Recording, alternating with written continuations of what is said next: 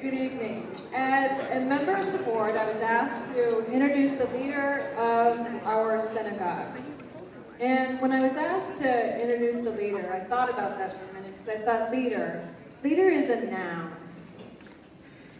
And when I think of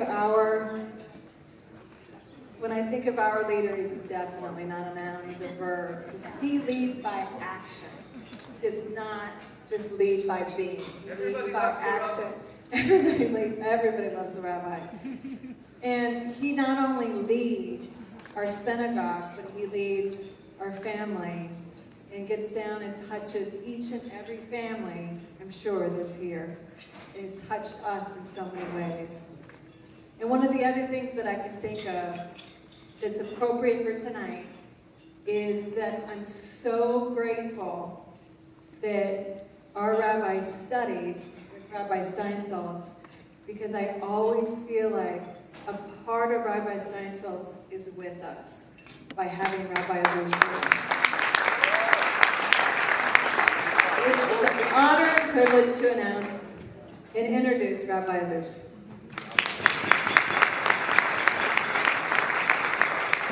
Thank you very much, Diane. Thank you. Before I introduce my dear Rabbi, I'd like to call upon Scott Stein and Claude Amiel, also members of the board, to lead us in a special blessing. You may be surprised, but I'd ask everyone to please rise.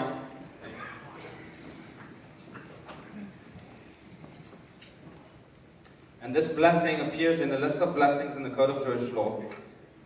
It is a blessing that is recited when we are fortunate and privileged to see a giant of Israel. The blessing, the words of the blessing speak for themselves. And I'll ask Scott and Claude, come on, Claude, let's go. To say the blessing, and we may repeat word for word with them. אתה אדוני אלוהינו מלך העולם שחלק אישי מחוכמתו לערב. Blessed are you, God, that have bestowed your wisdom upon those who fear him.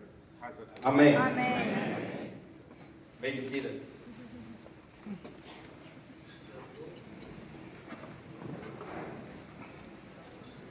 Indeed, it is a privilege to have you, Rabbi, among us today. I know that Renee mentioned before you just flew in from Tel Aviv, from Israel, and it's an immense privilege, not just for our community, but I truly believe for the city of Phoenix, and perhaps even for the state of Arizona, because as the Torah teaches, when a tzaddik comes to town, when the righteous man comes to town, his holiness comes with him, and it truly spreads throughout the city and throughout the state. Before we begin, just a few thank yous again. I'd be remiss to not say thank you to Valerie Borden and Renee Fox, our co-chairs for the evening. Where are they? No, please rise. I need to see you. Please rise. Oh, there you go. Oh, excellent. Well, thank you for this wonderful, elegant evening. We'd like to thank all the volunteers that helped, also all the sponsors that supported us.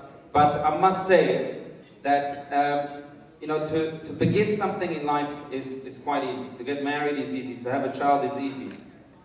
But to raise that child, to stay married, it's not that easy. It's not that hard. We began this with great excitement 3 weeks ago. And with your help here tonight, and especially with the help of our board of directors that you saw today, we have not just maintained this growth, but we've also continued it onwards and upwards, and for that I thank you.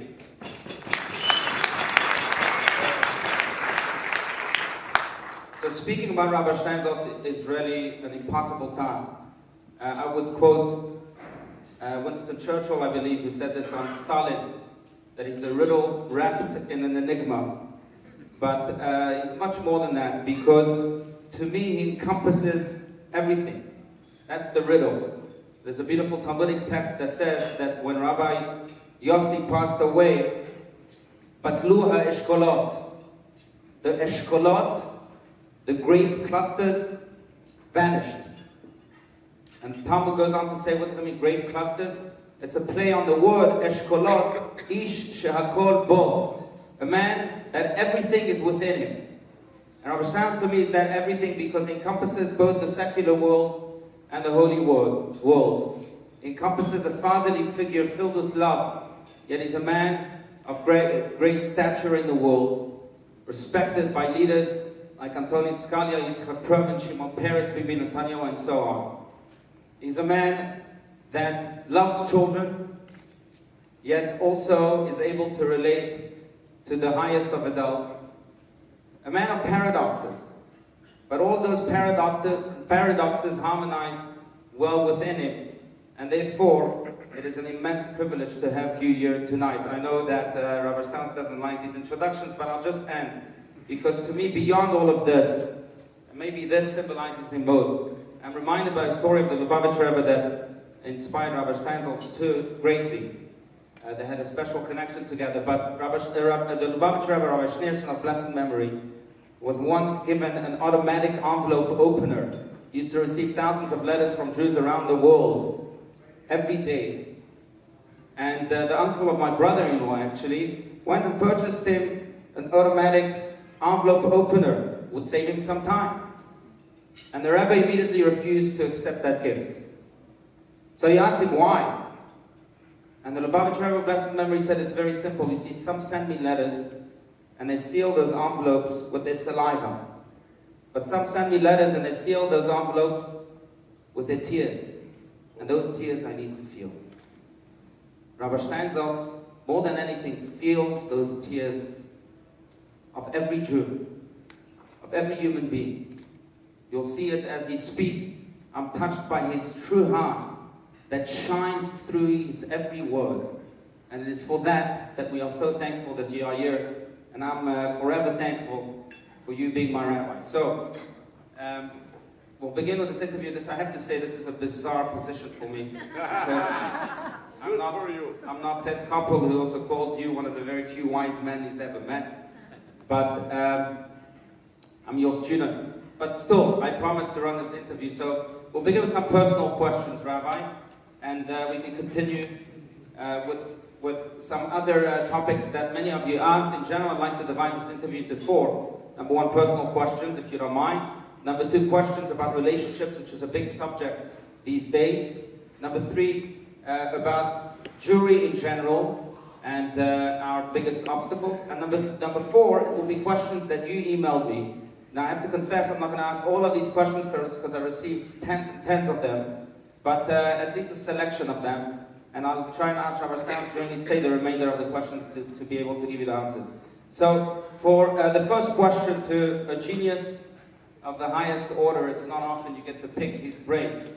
Genius of the highest order, as the Newsweek magazine called you. So, Rabbi, our generation, I think, lacks role models. And as a personal question, I'd like to ask you, who were your role models? And what did you like most in them? What did you learn from them most beyond their teachings and the text and so on? Don't read it. Well, basically there were more than one person and different stages of my life. But see, one of the most influential persons that was in my life was my late uncle, who was a person that nobody knew, nobody heard about, but he was again a wise man. Now, you can find easily lots of clever people, and you can find as easily lots of learned people. So you have a person who's kind of both clever and has a PhD, but he's basically a fool. It happens. I encountered lots of such people, even with higher academic degrees, but they're still in the same level. So wise people are there. That was one person.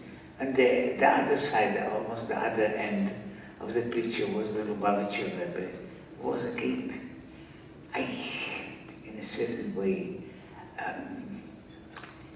he was, when he came to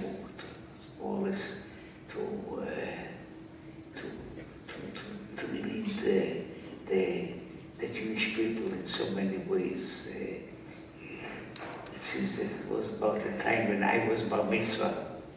About the same time, almost the same time, but I didn't know it then. But it was one of those people that was, there are many things that not only I can say, it's not just of learning from him, that was, it was not the most important part. The most important part was his, he gave himself up completely, entirely to the Jewish people.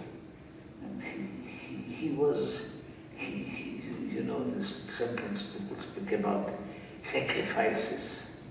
So a person sacrifices a goat or even an ox, but he sacrificed himself. So that is in many ways, I mean, whenever I happen to think about what can be done, what should be done, and I think about it and I see what a person has to do. Now, if he has the ability, that's something else, but there are two different things. The ability is sometimes a person is born with certain talents and other things. How much he works is also a matter.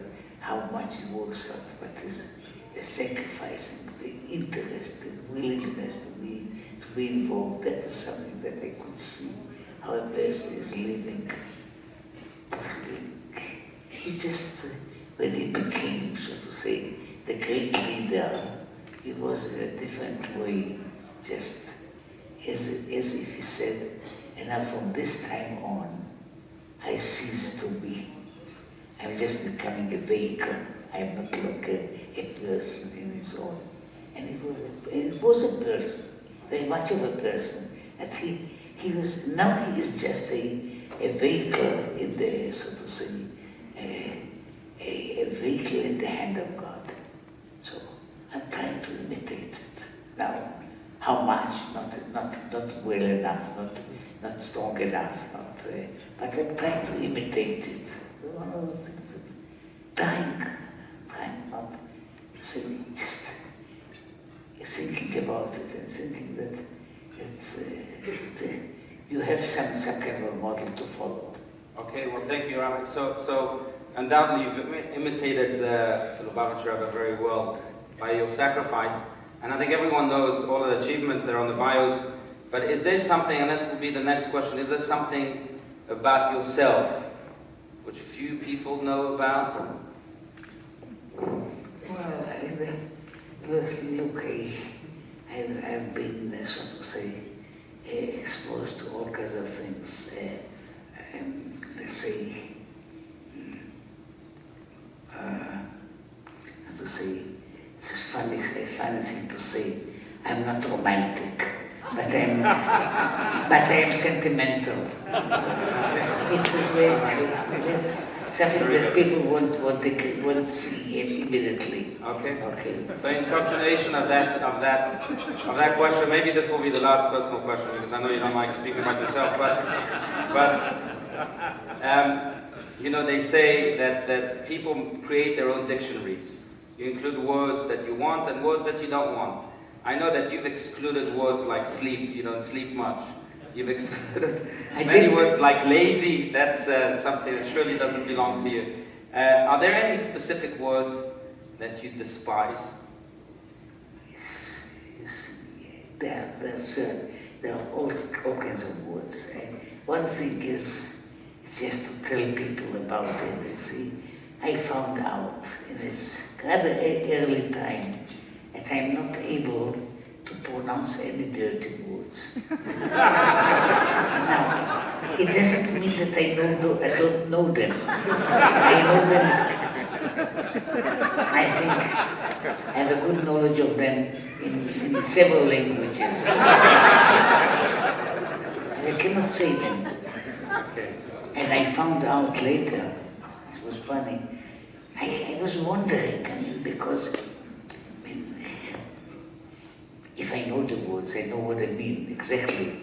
So I can, for example, tell you in America, not only that about half of the dirty words in American come from Yiddish.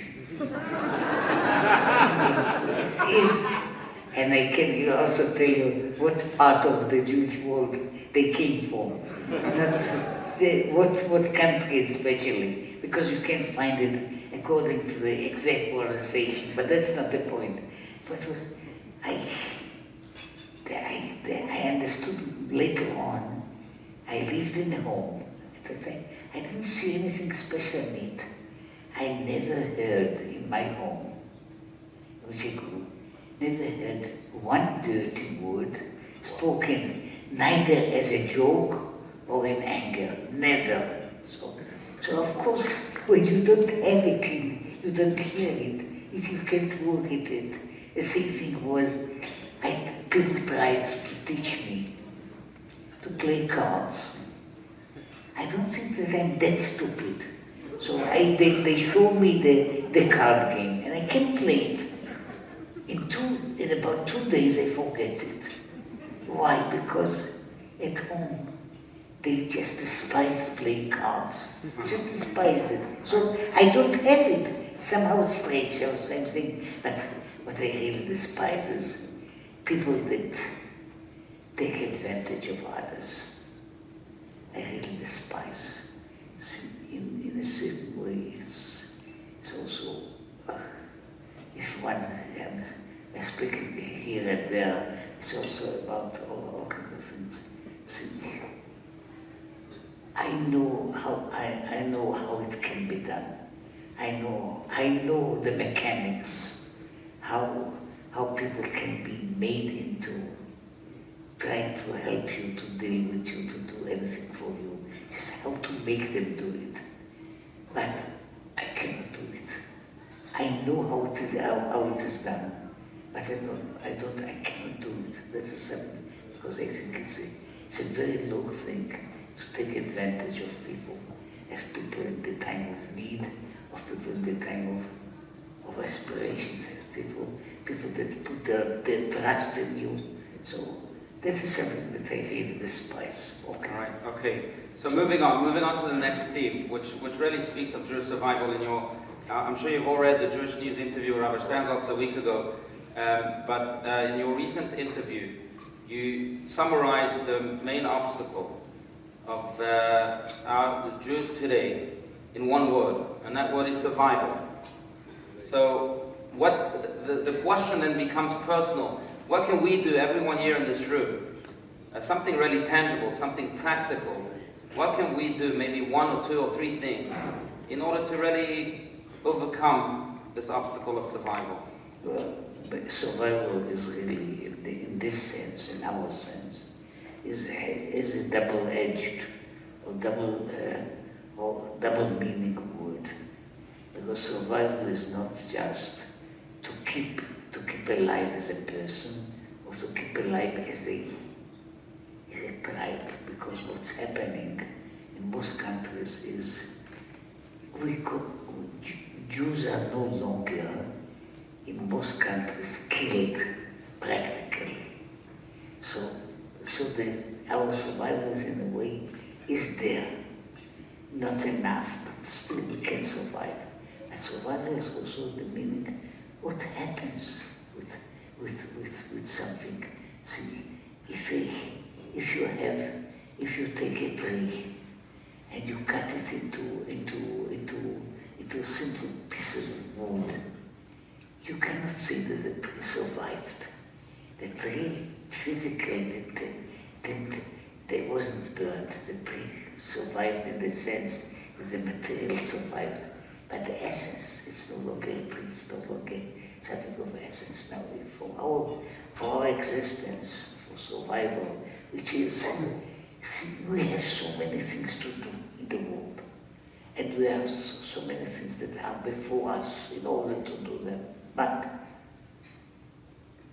in order to do anything, we have to survive. Let me just say, it's out of your questioning, but still, I'm just giving myself some freedom. See, there is, if the Goyim would understand that they would possibly, as the Midrash says, they would put a guard around every Jew to keep him alive and to keep him Jewish. Because that is the secret for survival of the world. So in that sense, we are, if you want to understand what is such a small number and so percentage, about 2 promille of the world's population is there and is important. It is like, so to use other words, we are, all the world is made of different elements, oxygen and hydrogen and all that it is, all kinds of nitrogen, as you see, iron and gold. We, as the Jews, we are served as in the nature, we are the radioactive elements. We are those who make things happen. So all the world is dormant. When we are needed for the world, if the world would understand it properly, they would of course keep us, because we are essential to the survival of the world.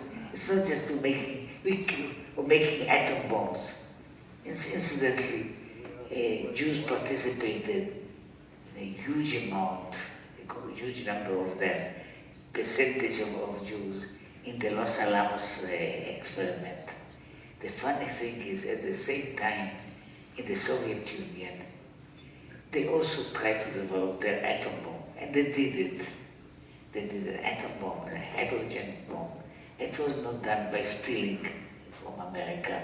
It was done because they gave all the power that they had, all the scientific powers for building it. The funny thing that I heard from a person that wasn't there, the group that developed the Russian atom bomb was called, unofficially, it was called the synagogue. So people would write unofficial notes. The synagogue needs another 100 million ruble. The synagogue needs so-and-so. So it was, as I say, the same kind of people. Right. Not the same people, of course. We were on opposite sides. But these people were, all of them, they were not, they did the radioactive experience, but I'm speaking in a bigger way. We are in many ways behind almost everything that is being, in a way, done in the world. There was in France, there's here 1 or 2 people from France, but I don't know if you are also people that read papers, but there was about 30, 40 years ago somebody that was, he wrote a book. The Jews didn't like the book because now the book was not anti-Semitic. In fact, the author, the Jews wanted to suppress the book because the book had, there was a main point in the book, and it was trying to make it a list of names and saying every person of any importance in the world was either a Jew or a descendant of a Jew, or at least a disciple of a Jew, no others. So the Jews didn't want it in France, this book, and they tried to suppress it. And the fellows just said, I love Jews. In fact, my mistress is a Jewish girl. So I'm just saying, that is what we are. In order to do that, let me just say, survival means we have to survive as a people. And the fact that the average number of Jews born here in America is below sustaining ability.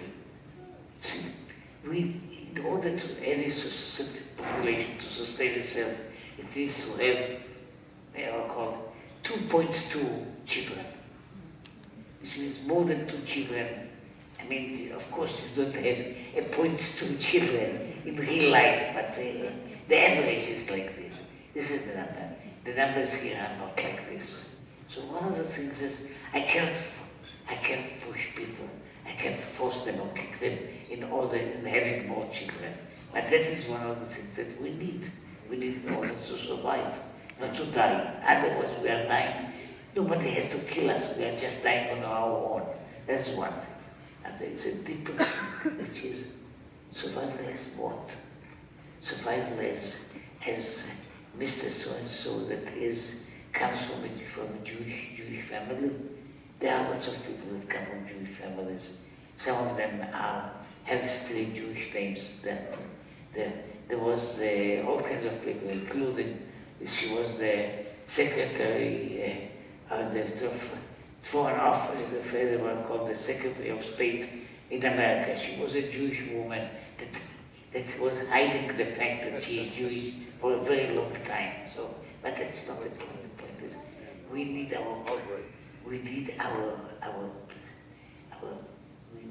create our personality.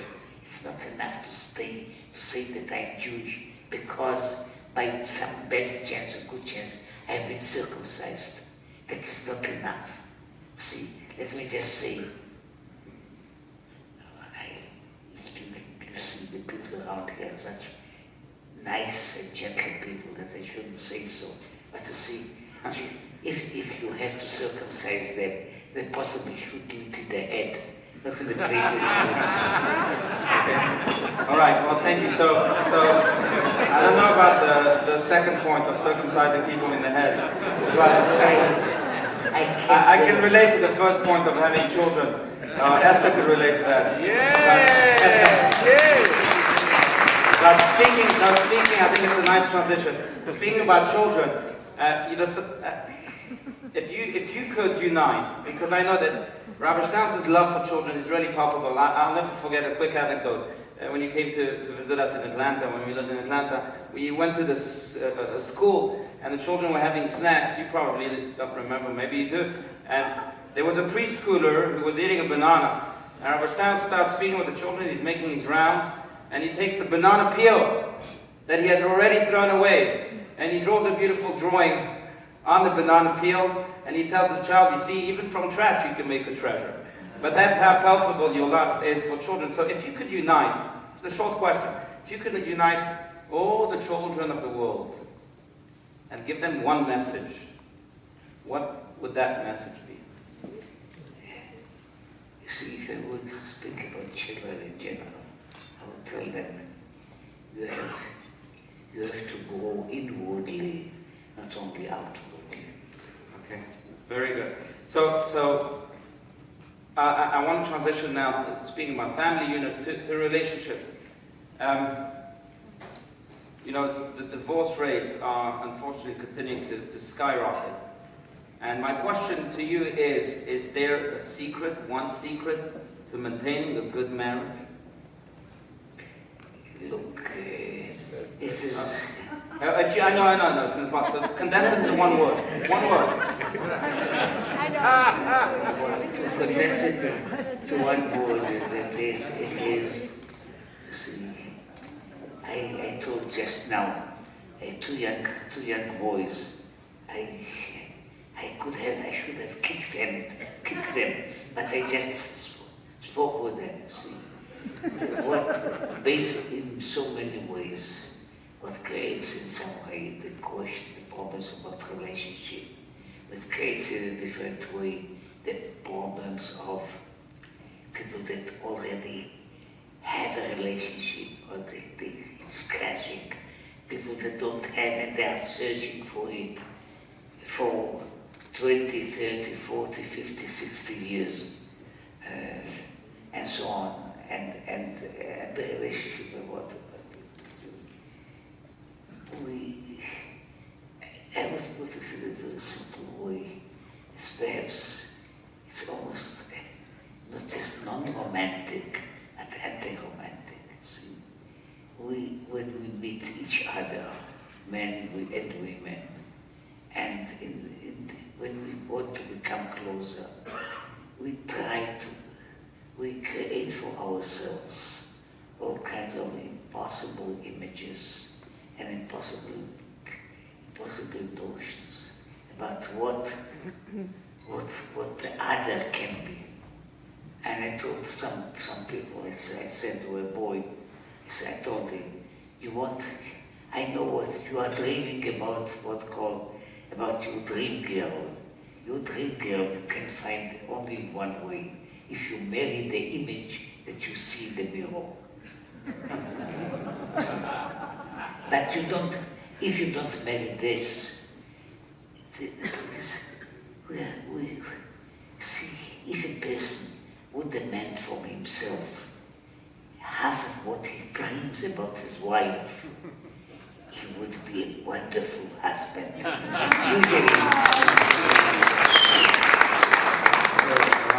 So the point is people read too many bad novels, and so too many bad films. Because of that, they get wrong pictures. But when they begin to deal with each other, not through the pictures, and not to the bad literature, and begin to deal with it, in many ways it means relationships closer. They need lots of patience and trust, and this can be done. If I want to have also, I want to marry somebody that is an impossible impossible combination of things. At first I won't find it, and I will be disappointed, and vice versa. I mean, as somebody said, what is the definition? What is a bride?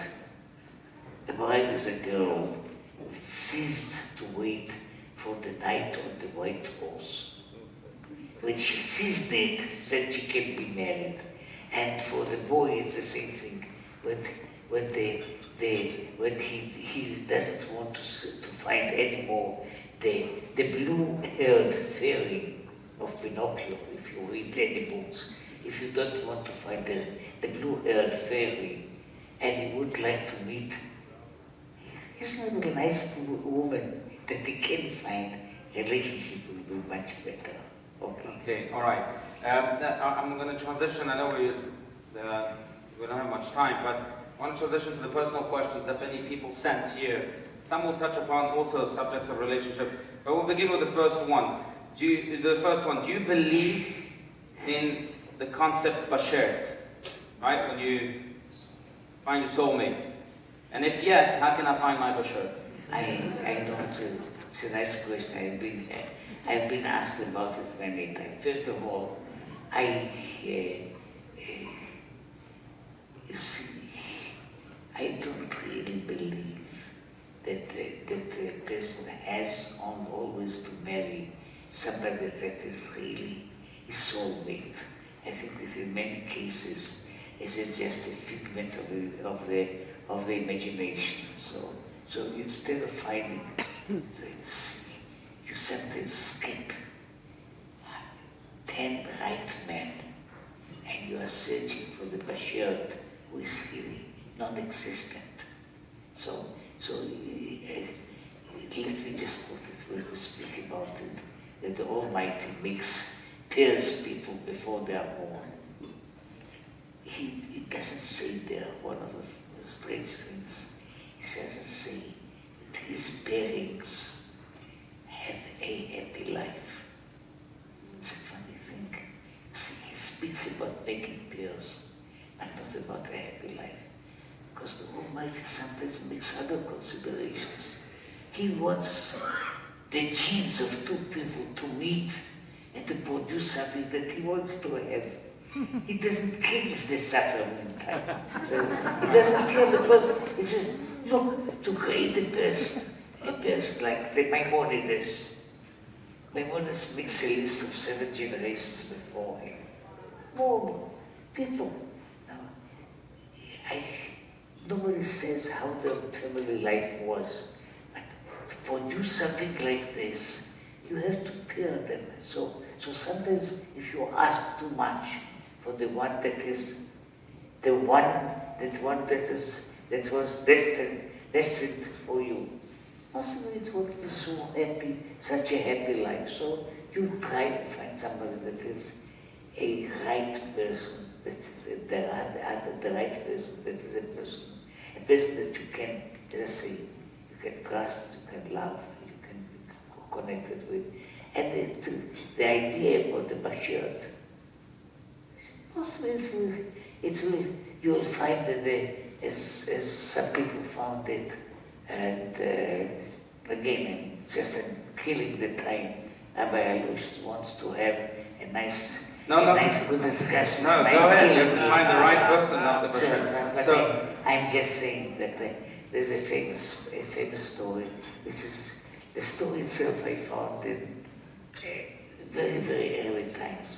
People don't know, but it's not I don't discuss here history, but the point is, it's a story about a person who had a dream that he has a treasure under the bridge in the city of Prague.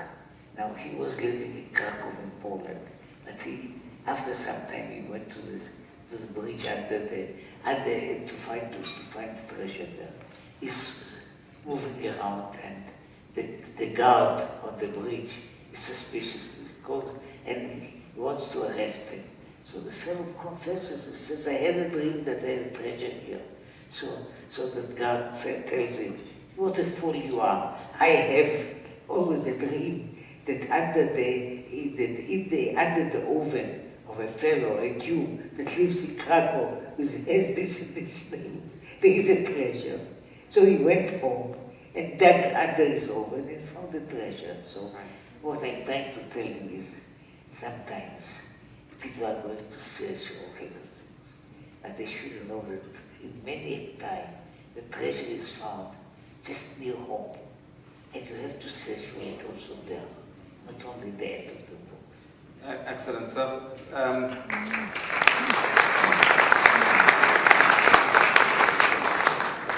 so when God creates man, as you said, I have a question here that relates particularly to this. See, I'm going to quote, "I've heard various answers to the question of why, but I'm still curious. Why did God create the universe? And more specifically, why did he create us? Our mission is to perform mitzvah and be aligned to the nation. Surely, God could have given that to the angels. Why delegate to man with all his weaknesses, shortcomings, and evil inclinations instead?" Look, it can be answered in many ways. The essential question is by definition. I mean, if you, I am not going to make any time, but the first question, why did the Almighty create the world, is a question that by definition, if you think about, not about what I call American evangelistic preachers, but if you think about it, it's a different set of mind. You can find that this question is not answerable by very definition. But why did he create us in a certain way? We are an impossible combination. Impossible because we are made of two different, almost opposite entities. Our spirit and our body are not of the same kind. But in a certain way, I'll put it the following way. Even I wrote about it. See, the Almighty is making the world is an experiment that the Lord is making. And the experiment is, I will be hiding myself in one end of the universe. I'll put people on the other hand. Will they hear me? So the whole thing that's happening all over the world is that he gave us some abilities, and his decision, we get it. In America, possibly some of you know about it, we have thousands of yards or meters of antennas that are trying to see if there is anything from the outer space, any meaningful statement from the outer space. In a certain way, the Lord says something. He says to us, I am here, I'm hiding in the other side of the world. Will one of you recognize me? Will one of you make a notion that he exists. So what basically what the testimony says, that one righteous person is what called an answer for the whole existence of the whole world. The existence of the whole world is, will this very remote person, will it hear what I call the Lord is speaking? Do I hear?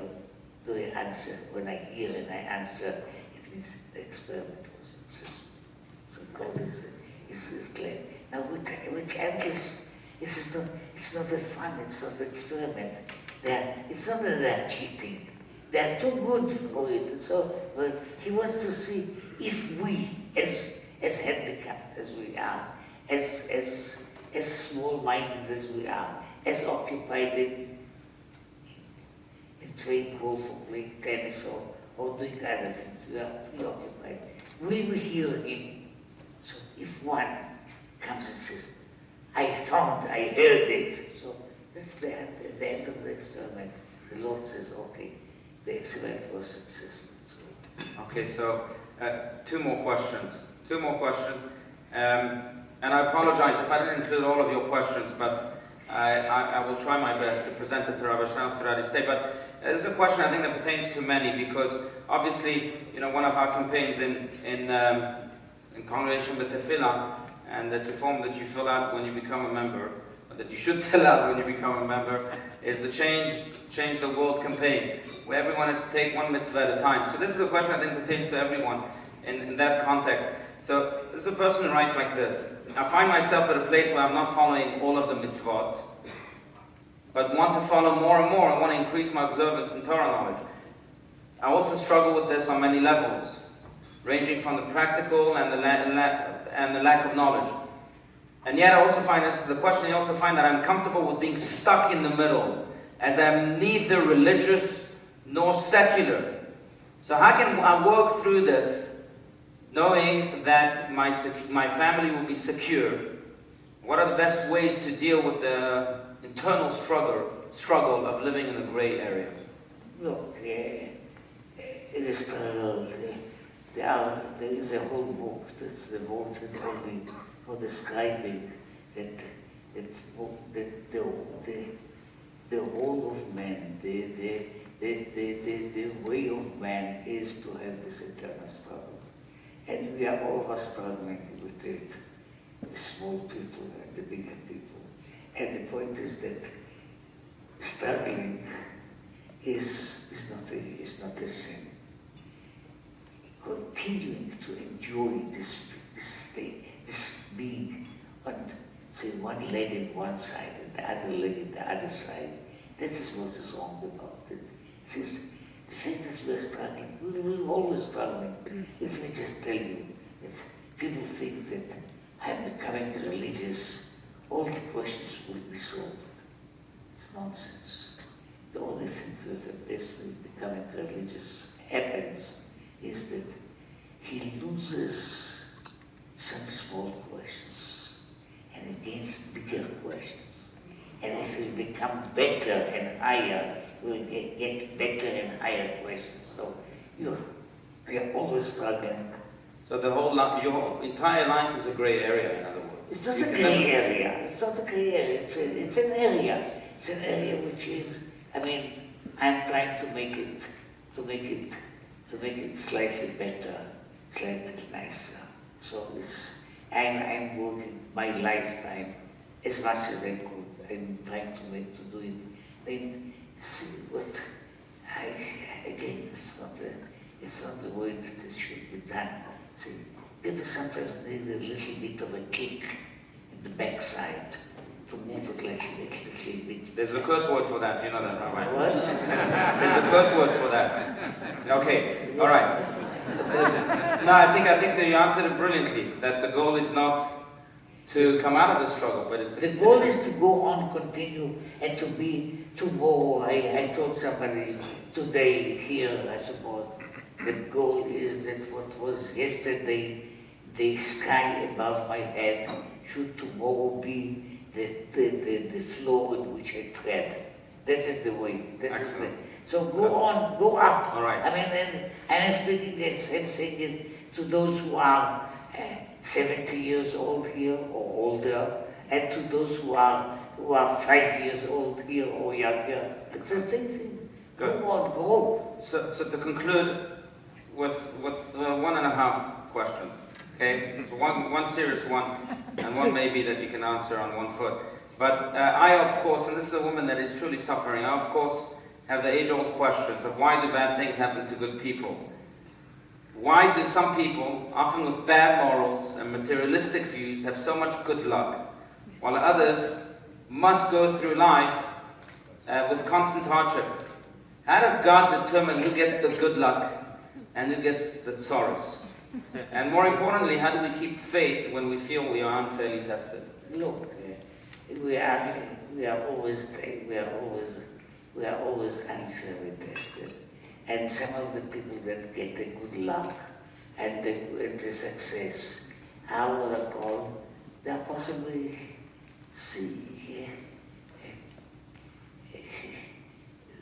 how to put it.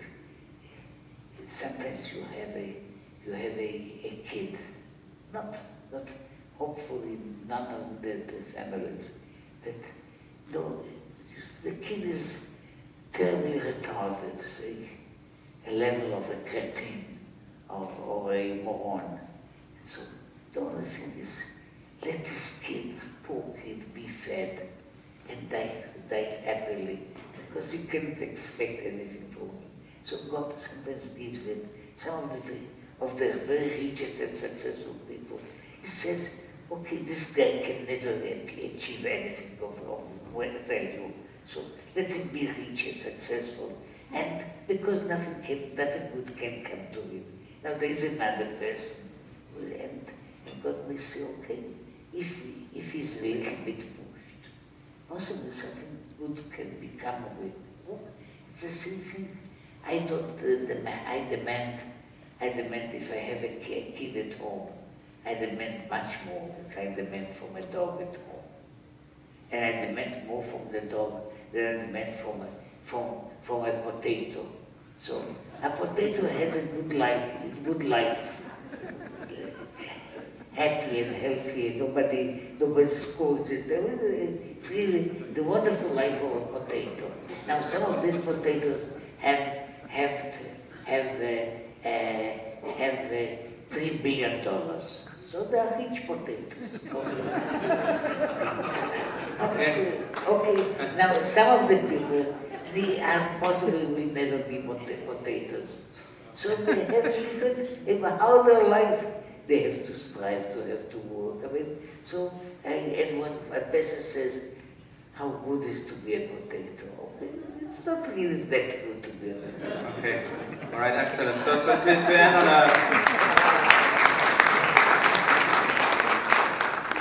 end on a potato note.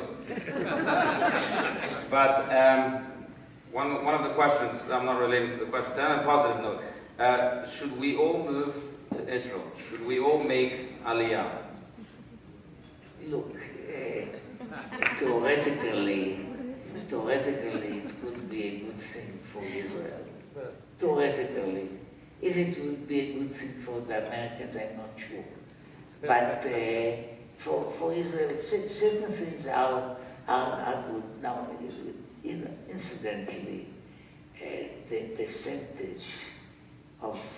percentage, even sometimes in some cases, the absolute numbers of people that come to Israel from America is very small. So they don't overdo it, the good they have. See, in America, the basic notion is you sit here and you dream about Israel. And if you will be in Israel, you cannot dream anymore about Israel. So it is something like how wonderful and romantic is a hopeless love. You can go on writing letters, writing poetry, and sitting here and giving to the United Jewish Appeal, which is really not very important for Israel. But still, you can be in love. But all in all, look, we hope eventually all the Jews will move there. It is as it is for the time being.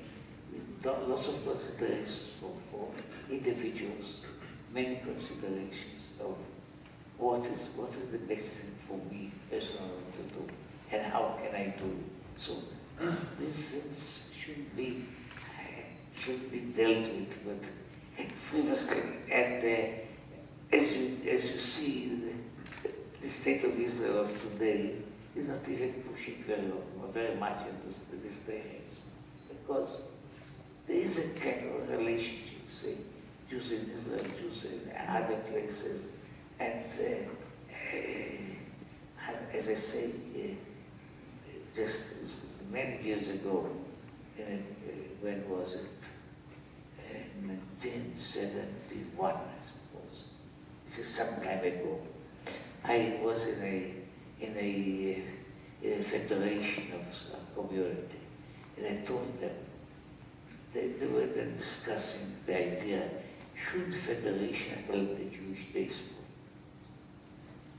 It was one of the first that was discussed. And I told them, look, if you want to help Israel, the best investment is to build another baseball. Because if you give it a tank, the tank will be damaged. Why?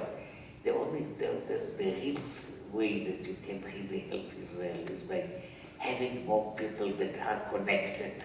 So that's one of the first things to do, even before moving out, is see, we have a community here. The community can do better. I will be supposed tomorrow in the school. Nice school, very nice, okay. I'm sure that they are the nice kids and they sing very nicely or something. They have a nagila and so on. Very, very nice, but the big thing is you can do better. And communities can do better. And we should do better. Should do better, first of all, as I say. The first thing, before we go anywhere else, survival. And as I say, the point is, the problem of assimilation is, it's worse, or was worse, in Russia. Perhaps 96% of intermarriage. It is very bad in Europe. The numbers in America are becoming lower. The numbers of Jews, purely Jewish marriages. But see, Israel is not immune. So if you can do something about that, do something about whom do you marry, how important it is, how important it is to create better Jewish life. I mean, I am very much for you, Senegal. Just to finish something that is not. See, I've been discussing with you, Rabbi, for some years about the place here, and I said, and I was involved in one or two, possibly at least more lucrative offers, right? You remember?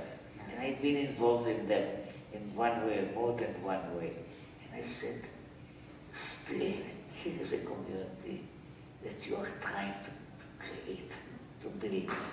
It is worth it, even though other places the life in other places may be easier and the salary may be higher.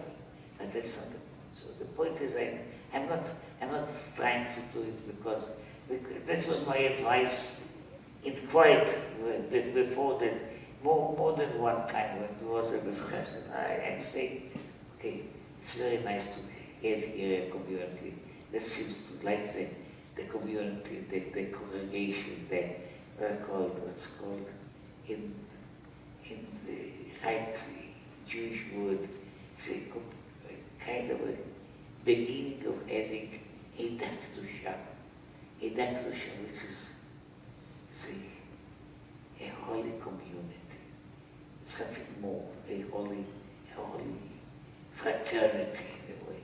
So that's a great thing. So you have to do it, and it has to go home more. And you have to try to build and to care for the little children, for the bigger children. And at the end, we can prove it is how much these children that get the education, get the motivation, get the drive, how much it won't hamper them in life. Not to do sins, and sure not in order doing mitzvahs. So it can be done. So there's something to do. So before opting out, so before you opt out, try to do here something important that for the continuation, for the life of the survival, and just pull yourself. If you cannot do it otherwise, each of you takes himself by the hair and try to put yourself higher. That is what is really needed here. Amen. Thank you, thank you.